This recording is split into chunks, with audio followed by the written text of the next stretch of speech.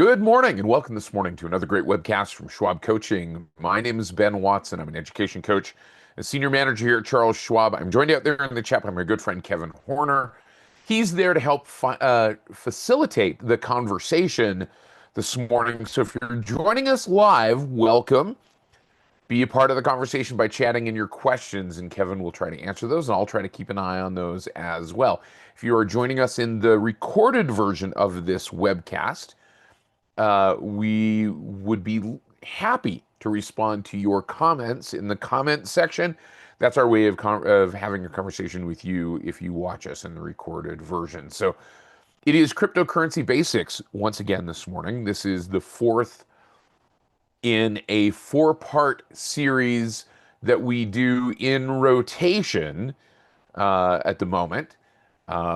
I am normally joined by my good friend Jim Ferrioli, who's the director of cryptocurrency strategy and research at the Schwab Center for Financial Research. However, he has a conflict this morning, so I'm going to be going solo. So we'll talk a little bit about cryptocurrency this morning. We'll talk about the influences primarily, and our focus today, the influences that impact cryptocurrency prices.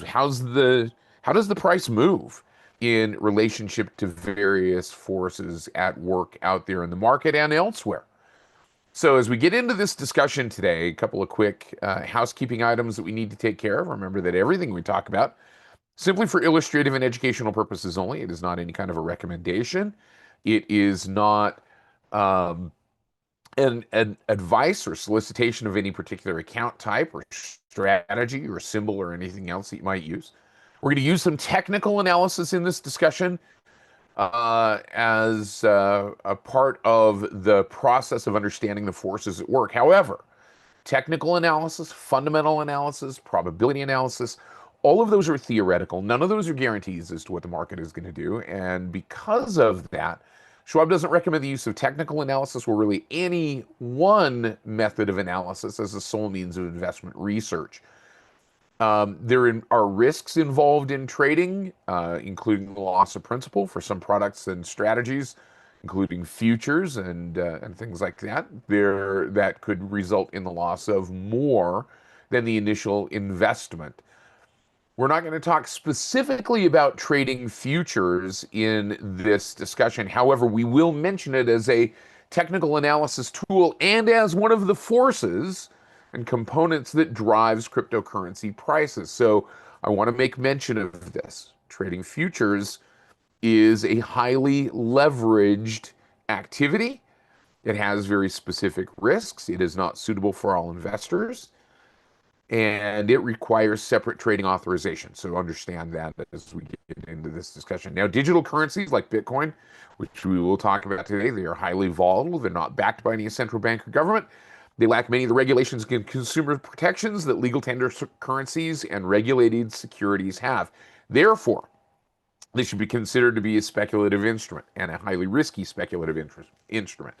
Cryptocurrency-related products like futures contracts and stocks that carry a significantly large amount of cryptocurrency as part of their balance sheet carry a substantial level of risk. They may not be suitable for all investors. Investments in cryptocurrencies and cryptocurrency-related products are relatively new. They are very speculative, may be subject to extreme price volatility, illiquidity, and increase of loss. So just be aware of that as we get into this discussion today. Remember that the technology related to digital assets, including blockchain, including cryptocurrency, is new. It is developing. Risks associated with those products are emerging on an ongoing basis. They're also subject to business risks and technology changes and legislative and governmental risks. So just be aware of that as part of this discussion. Remember, we're going to be using also the Thinkorswim desktop software platform today, specifically the paper money version of the platform, not a guarantee of future success out there in the real world. It doesn't do certain things that a live trading account will do. Fill prices are going to be different. Use of studies, those things are going to be different. But it is a great learning environment. So as we get into this process today, those are some of the things that we need to pay attention to. I'm just going to say this as a blanket disclaimer. You should carefully consider whether trading in virtual currency derivatives, virtual currency products, virtual currency associated products, virtual currency adjacent products is appropriate for you in light of your experience, objectives, financial resources, and other relevant circumstances. So as we get into this process, um, these are the 4 topics in this playlist. And thanks to Kevin for putting that playlist out there in the chat. I think a couple of you asked for that, so I'm glad that Kevin was there to grab that and put it out there. That playlist, we've done this now. This is our second rotation through this playlist. Session 1 is what is cryptocurrency. Session 2 is how does cryptocurrency work. Session 3 that we talked about last week is how do people gain exposure to cryptocurrency. Session 4 is what drives cryptocurrency price, and that is where we are. Next Monday, I will be talking again about what is cryptocurrency, and we'll be starting over again. Now, one of the great things about this is each one of these iterations is a little bit different because market conditions change. We talk about new things. We get a little bit deeper into the discussion, but we're glad to have your comments. We're glad to have you be here with us on an ongoing basis. Now we're talking about in this discussion what drives cryptocurrency prices. So we're going to talk a little bit about some of the core drivers of cryptocurrency prices.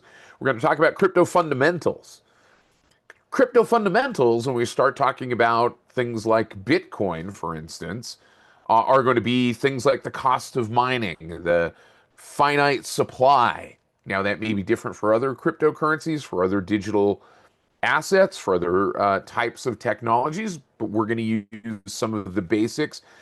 This is by no means going to be an exhaustive discussion of what drives cryptocurrency prices, because much like the overall market as a whole, the cryptocurrency market, the cryptocurrency world is dynamic, always changing, and multivariate. And we're going to talk about some crypto-related charts as we get into this discussion as well. So let's talk about some of those core drivers of cryptocurrency, whether we're talking about Bitcoin, whether we're talking about Ethereum, it doesn't matter. In this particular case, limited supply.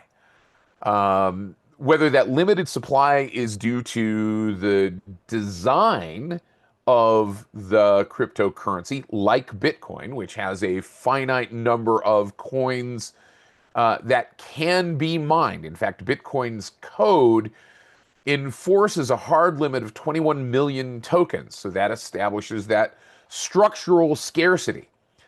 That structural scarcity is very specific. So we've oftentimes talked about cryptocurrency, specifically Bitcoin, in relationship to the idea of gold, something that also has somewhat of a finite scarcity amount, right? It's got a finite limit. The thing about gold, though, versus Bitcoin is that there's always that possibility of discovering more, right? That there is the possibility that there are untapped gold reserves in the ground somewhere that we just haven't found yet. So that adds a little bit of speculative component to it. But with Bitcoin, we know that that is hard coded into the structure. Now, there is the possibility, theoretically, and I want to be aware of this and talk about this. There is the possibility, theoretically, that that could be forked around. And I don't say that to be a double entendre. I say that in the sense that there is the potential that other technologies could emerge that may change that limit. So, but for the time being, at the moment, that scarcity is limit.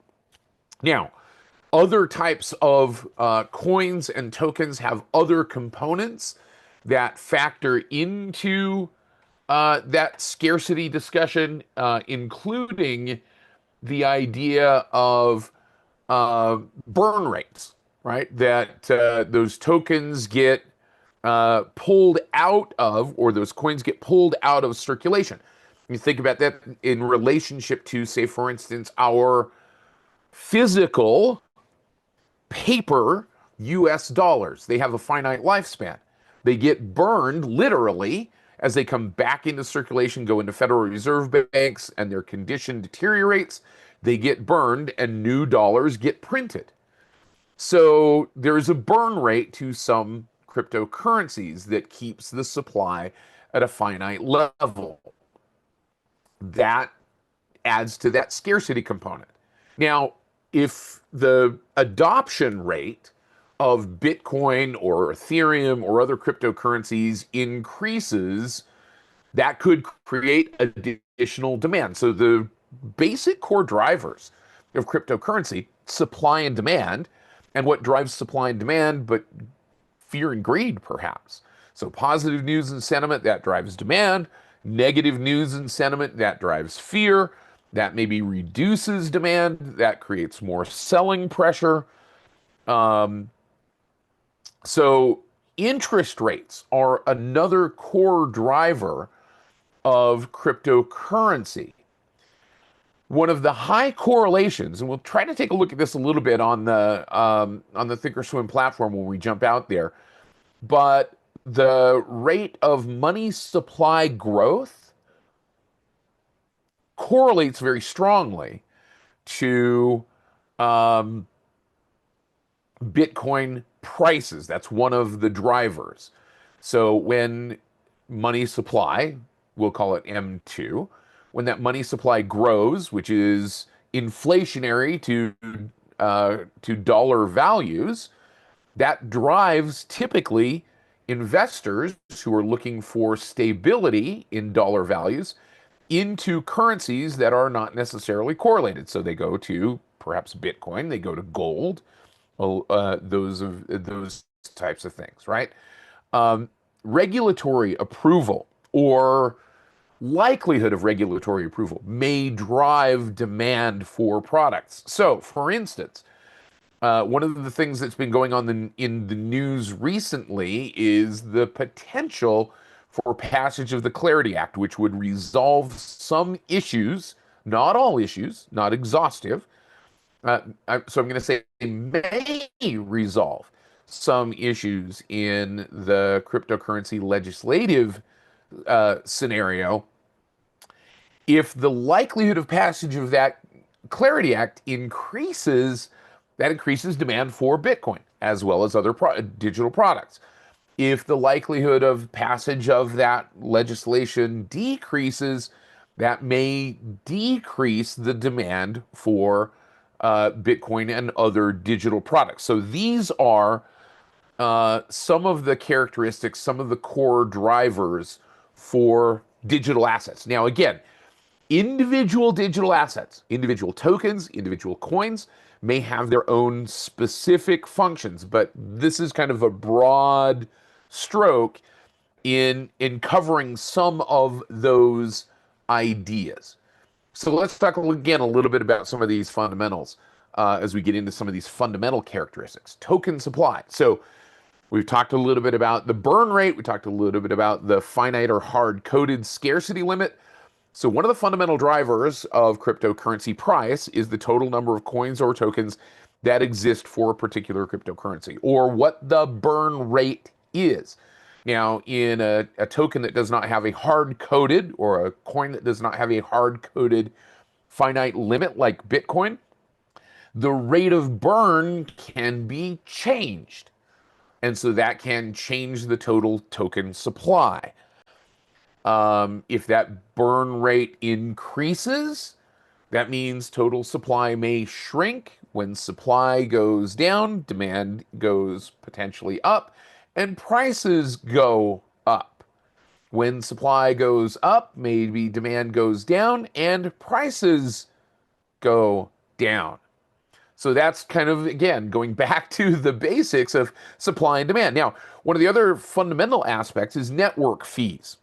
So we talked a little bit about in terms of how cryptocurrency works and how Ethereum works last week, about paying some of those transaction fees, or what's sometimes referred to in the Ethereum world as gas. That payment that users make to perform transactions, the slippage, if you will, or the inefficiency of the network may increase or decrease the price of the cryptocurrency, simply from a fundamental aspect, because it creates additional supply or demand forces. If there are fewer fees, lower fees, then there's more demand. If there are higher fees to transact or to utilize the cryptocurrency or the digital asset, oftentimes, much like in every other aspect of the market, higher fees tends to reduce demand. So those fees, the slippage, the friction, if you will, of utilizing cryptocurrency can be one of those things, one of those aspects that changes the supply and demand matrix, and that may change or influence strongly or otherwise the price of that particular cryptocurrency. Token distribution is one of those that maybe gets a little bit overlooked. So how that cryptocurrency supply is distributed among developers, investors, and the wider community. Bitcoin is a good example of this. And one of the things that we'll talk about here in just a minute is the idea of where those token supplies are held. Some of the 21 million Bitcoin are sitting on cold wallets, hard drives, thumb drives, or elsewhere, where theoretical access to those wallets has been lost. Either the physical drive has been destroyed, and therefore access to those specific coins that were held on that drive are just physically, existentially no longer available. There is a certain percentage of coin supply that is theoretically lost, in that the wallet still exists, but passcodes, access codes to those coins on those wallets has been physically lost. Now, theoretically, there could be technology that could come out that could recover that, but again, that's part of the capability and the construction and the reason for existence for Bitcoin, and the way that it works to a certain extent is to preserve that sanctity of the chain. If the majority of the coins that are available, or the majority of the tokens that are available or that are produced, is held among institutions or amongst businesses whose business it is to acquire those, then that may reduce the supply that's available to the wider community. It may reduce the supply that's available to retail investors, and therefore price may go up. So you've got that distribution level. If there's egalitarian, everybody gets a coin type of distribution of cryptocurrency, that may make the demand for those coins or those tokens a little bit smaller, right? And that changes the supply demand matrix for those. So K. Brown asks a question. Besides, and I'm going to try to address that particular question.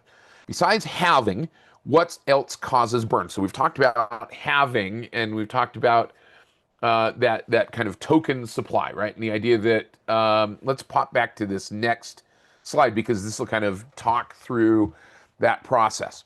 Halving, which is reducing the hash rate at which, specifically in this particular case, Bitcoin gets mined, meaning it's now twice as hard or takes twice as much effort to mine the same coin. And that process will continue up until the point where all 21 million tokens have been mined. That halving process simply makes it more difficult. It doesn't destroy, the halving process does not destroy coins that are already mined, but it makes it difficult or more difficult to mine the remaining coins. Now, tokens that have a burn mechanism permanently removes those coins or tokens from the blockchain to reduce the total supply. So halving is different than burning, but those are kind of roughly equivalent in terms of changing that supply demand matrix. They are different.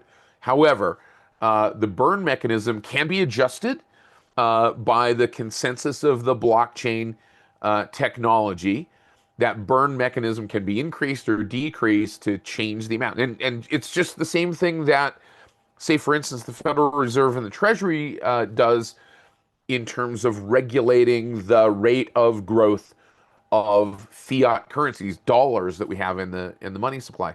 So, for instance, if the Treasury wanted to decrease the amount of money supply, they could simply, and this is oversimplifying the process, but they could simply say, well, we're going to make a higher threshold for the quality of dollar bills that are in circulation.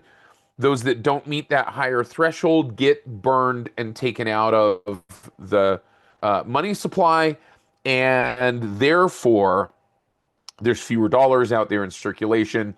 They become more valuable, right? That's the relationship that a burn mechanism has to the value of the token or the coin. The speed, now the other side of that process, and we hear this kind of anecdotally, especially when we get to economic shocks and crises, that the Treasury will turn on the printing presses, for instance. The Fed slash the Treasury. There's an interesting relationship here, but that's a topic for another webcast. But the Federal Reserve and the Treasury will metaphorically turn on the printing presses, print more money, or put more available money supply out into the market to be worked. Inflation and emission rate for coins and tokens is much the same thing. Decreasing the difficulty to mine Bitcoin means that with all of the efforts that are being done to mine those coins, more product is coming out of the digital ground. That means that there is some inflation to the supply that's already existent. So that inflation rate is something that changes this process as well. And then unlock events. So, the timeline for which investors or creators of cryptocurrencies can sell their holdings of that coin or token. There's a lot of other things that work. These are some of the basics in terms of this process. Great question, K. Brown, and I think there's some excellent questions going on. Kevin's doing a good job of answering some of those questions along the way. Robert points out the fact that sometimes you buy tokens and you pay for that process, that transaction. Those transaction rates, those gas rates, that friction can change and can be changed. So gaining exposure to cryptocurrency. Let's talk a little bit about this before we go out to the Thinkorswim platform, because I've got some stuff that I want to look at on the Thinkorswim platform as we talk through this process. So the matrix is the way in which that cryptocurrency is acquired or held.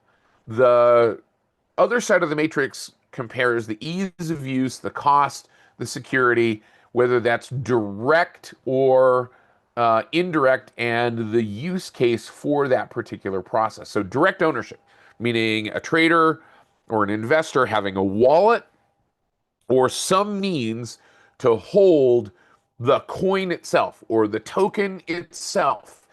Again, to make this simple, I'm going to use Bitcoin as an example. It is not the only way to look at this, but it is one that is perhaps the most out there in the cultural awareness. So if we were going to own Bitcoin directly, a trader might have a hot or cold or warm wallet, and that comes with a cost to create that, potentially either buying the hardware or contracting with a company that provides that warm wallet. They're likely to charge some kind of transaction fee in some case to have that wallet in place. So direct ownership of coins is a little more complex because you have to have a process to hold those. The security is a little bit lower because you could physically lose the wallet, or you could lose the passcode to the wallet, or the company that custodies that wallet could go out of business or be struck by a cybersecurity incident. So we're going to call that direct exposure to cryptocurrency. And generally, in that particular case, the use case could be for utilization as a payment service, but primarily, as we've talked about with Jim before, The direct ownership use is for investing, holding onto those coins and expecting that their value is going to go up over time. Now, crypto ETPs, which we've talked about, and again, remember, if you're going to look at products, structured products that hold cryptocurrency, it's important to understand the characteristics, risks, charges, and expenses. So we're not going to talk about specific ones, but that's a fairly easy way to gain exposure. Initial cost is fairly low. Transaction costs are relatively low. The security is higher because it's somebody else that's holding it, but that does come with some risks that exposure companies can and do go to zero. It's indirect exposure, and it can be used for investing and also trading of that product on an exchange basis. Crypto futures and options. Fairly complex. You have to deal with the characteristics of trading futures. Remember, I said that that's a leveraged consideration. It is not suitable for all investors. The initial cost can be very low. Depending on the fees associated with it, the security is fairly high because it's transacting a product that has direct exposure, but in an indirect way. It can be used for investing, trading, and hedging. And crypto-related stocks. Again, fairly easy. Many traders understand the mechanism of buying shares of stock and expecting the price of the stock to go up. It generally will have a low cost, but again, mileage may vary. That may depend on the instrument. It may depend on the exchange and how that is being transacted. Security is higher. Again, it's at arm's length, if you will. Indirect exposure can be used for investing, trading, and hedging. And so in terms of those tools, that's the way that many investors gain exposure to these products. So let's do this. Let's jump out. Now that we have this understanding, let's jump out to the Thinkorswim desktop software platform and let's talk about how some of these prices move. And I'm going to begin this particular journey by looking kind of middle of the road here in this concept of /BTC. Now, this is the cryptocurrency futures contract.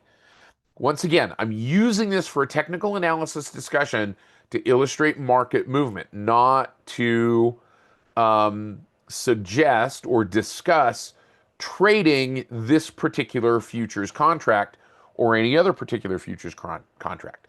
So just so we're aware of that. However, we do have education and resources available for trading futures products. If you want to join me tomorrow morning in my Trading Futures webcast at Market Open, so 7:30 Mountain Time for me, we do talk about trading cryptocurrency futures contracts.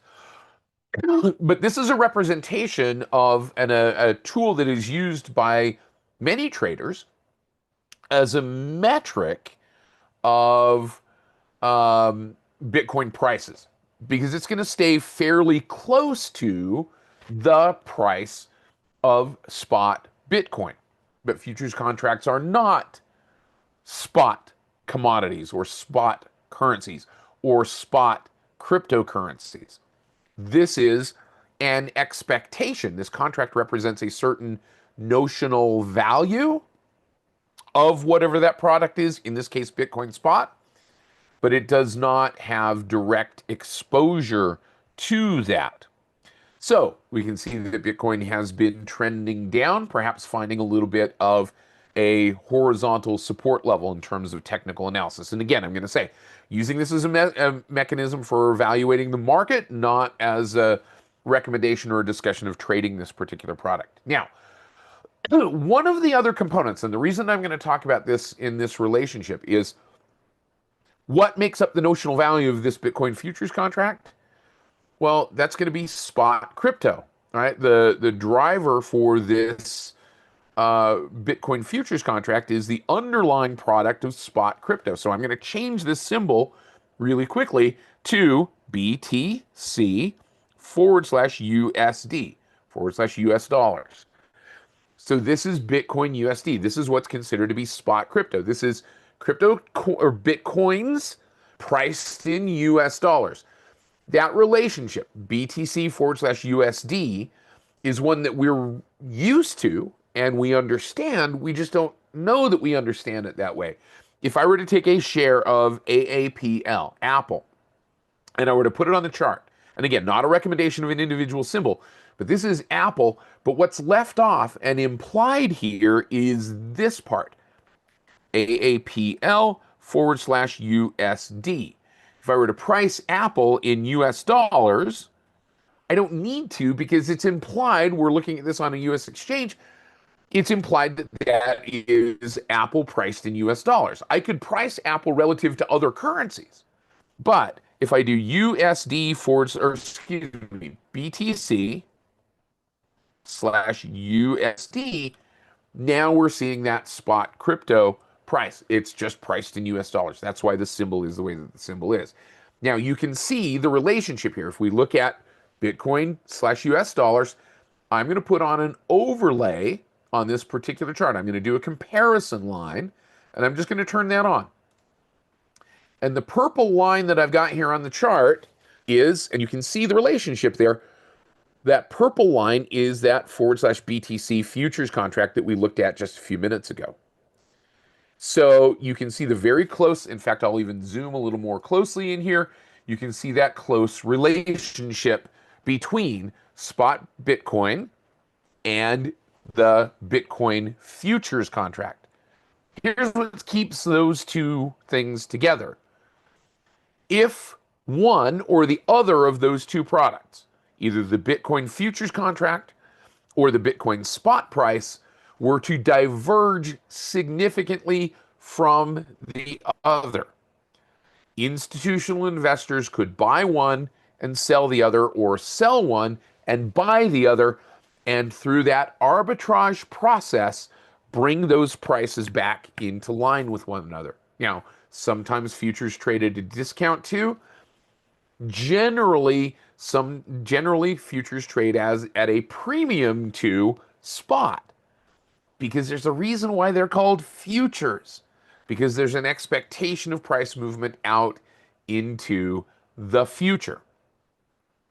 Let me show you that really quickly here. I'm going to go back. I'm going to change my symbol to forward slash BTC. So now we're going to get into the weeds a little bit. So bear with me for just a moment. I'm going to go to the trade tab. And again, I'm not looking at the trading aspect of this. I'm just looking at the pricing aspect of this. These are all of the futures contracts expiration dates or delivery dates out into the future over the course of the next 2 years. And you can see that those prices are different over each one of those expiration dates. There's an expectation that Bitcoin prices are going to go higher. There's no guarantee that those Bitcoin prices will go higher.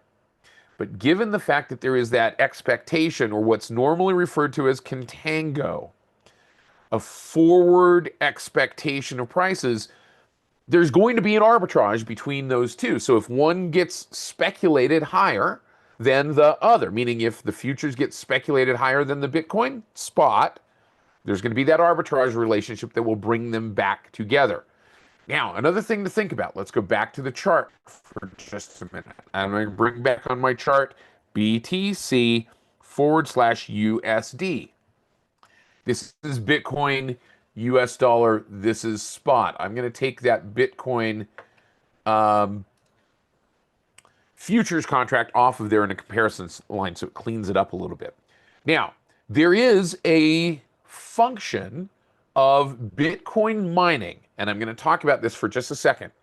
We're going to get into this process, that when there are lots of Bitcoin miners out there mining Bitcoin and equipment capabilities increase, being able to mine Bitcoin more efficiently, the difficulty to mine Bitcoin goes down. So their production rate may go up.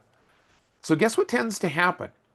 If the production rate of Bitcoin goes up, meaning the companies that are mining Bitcoin, the institutions that are mining Bitcoin, are finding it more efficient to generate coins, and that production rate goes up, guess what's going to happen to the price of Bitcoin?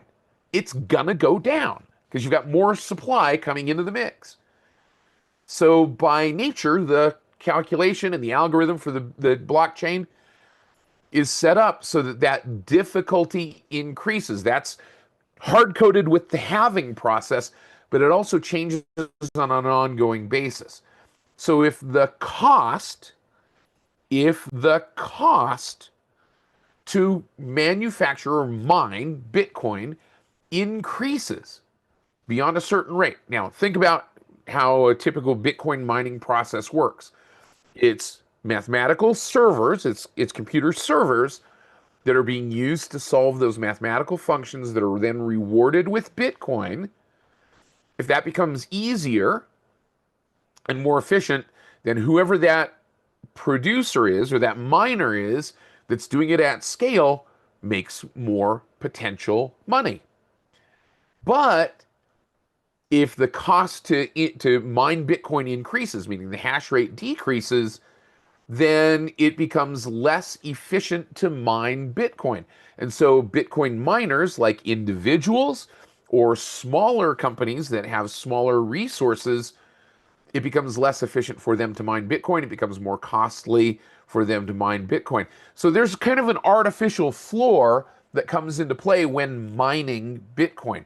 For large industrial miners of Bitcoin, companies like Mara, for instance, or um, uh, Riot, or others that have large industrial mining operations, that cost to mine per coin is somewhere around $53,000 to $60,000.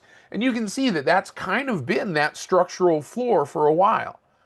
For others, casual miners, that cost is upwards of $90,000. So it becomes less efficient for individuals or smaller producers to continue to mine. So they're going to shut off less efficient mining rigs and perhaps invest in more efficient mining rigs. And by the way, guess what that process drives? Compute spend. There's a reason why semiconductors and semiconductor prices beyond AI continue to go up, because there's this process of buying new equipment to make it more cost effective to do things like mining Bitcoin. So that can be a helpful relationship. So let's do this. I've built a quick watch list here, and I've got it over here on the left-hand side. Let me pop open my left-hand side. Let me drop down my scratch pad and my calculator here. But this is our mining proxy watch list. And again, this is not exhaustive. These are not recommendations. These are simply 4 companies that primarily are Bitcoin miners. So what I'm going to do is I'm just going to take a look here really quickly. We're just going to pop those here in the symbol box. And I'm going to put that relationship to Bitcoin here, but I'm going to make that relationship BTC/USD, the spot Bitcoin price. And I'm going to click on apply and OK. So now I'm going to change this symbol to the first one on the list, MARA. So you can see that here's spot Bitcoin. Mara's price had been going up. It is now coming down. That's telling me something about this relationship. Because if Mara holds a lot of Bitcoin and is mining Bitcoin, the Bitcoin price is down here at around the $64,000 level, then what may continue to happen is you may see downward movement in Mara and other miners until Bitcoin spot prices start to go up again. Now, if we take a look at some of the others, RIOT, IOT, Riot, same kind of relationship. Riot has been going down. So there's been speculation. Now investors may be backing out of something like Riot because Bitcoin prices have been staying relatively stable. And you can see that somewhat correlated relationship between these Bitcoin miners. Here's something to think about. CLSK. This is CleanSpark. Same type of relationship. As Bitcoin mining is made more difficult, that's going to impact the price of some of these miners. And that's going to now make their prices go down. It's also going to increase the scarcity of Bitcoin, which is going to bring Bitcoin prices up. So very likely what's happening at the moment, because we're seeing that Mara, Riot, CleanSpark, and others have been generally trending lower. That would suggest that the difficulty of mining Bitcoin has been increasing, and that's likely to increase spot prices. Not a guarantee, but that is certainly one of the ways that that price can be driven higher. So, as an investor, yeah, Robert makes a good comment here. Like farmers, more acres, better equipment, higher bushels per acre, lower corn price. If we were all providing corn to the market from our backyard gardens and in taking into account the cost to grow that corn in our backyard gardens, corn prices at the grocery store would probably be a lot higher. If individuals were the only ones mining Bitcoin, Bitcoin prices would likely be significantly higher than they are because it would be more difficult and less cost effective to mine those Bitcoins. They would be more scarce. So here's ultimately what it comes down to. Whether you're talking about the relationship of the miners to the spot, whether you're talking about the relationship of the futures to the spot, what drives Bitcoin pricing and what drives then at the larger level cryptocurrency pricing is supply and demand and the functions that impact supply and demand. Supply and demand is not just, can I use my Bitcoin to spend on something? It is the cost to produce it. It is the cost of holding that product. It's the cost of being able to transact with it, and it is that future expectation of what that price is likely to be. And then you throw on top of that mix the legislative relationships and things like that. You throw on top of that interest rates and investor relations to products like US dollars. And now you have a very complex and dynamic environment. Now, we got a little bit deep into the weeds here today, and on purpose, because this is a complex topic. But I'm going to invite you to do a couple of things. One, come over here to Trader Talks webcasts on our YouTube channel, youtube.com/@Trader Talks webcasts. And it's pretty easy to find us over here. I'm just going to put this over into the chat so that you can find it. We would love to have you join us there. Click on subscribe when you do, but then type in the words crypto, or the word crypto, right here into that search box. And you're going to see not only our playlist of cryptocurrency basics, but you're also going to see some short videos that Jim has done on cryptocurrency basics. You're going to find my trading futures webcast here, crypto spot versus cryptocurrencies, where I break that relationship down. I talk about the things that are moving, tech, metals, and crypto. So you're going to see some of that information here in those trading futures webcasts as well. So I invite you to come and join us for that. Another resource is this, schwab.com/cryptocurrency, where you're going to get a little bit more information about crypto as a product, as an overall concept.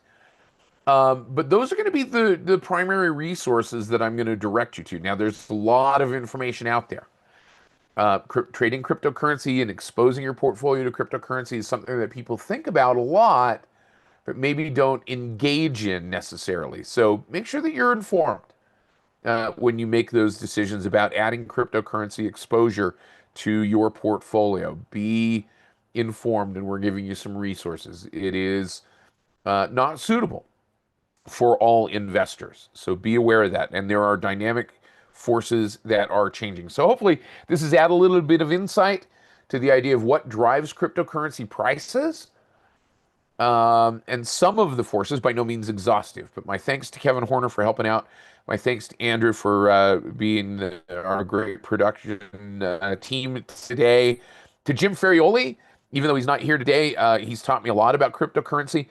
And also our great reviewers for keeping us within the navigational buoys. And of course, to all of you for being here and asking the questions. Thanks, guys.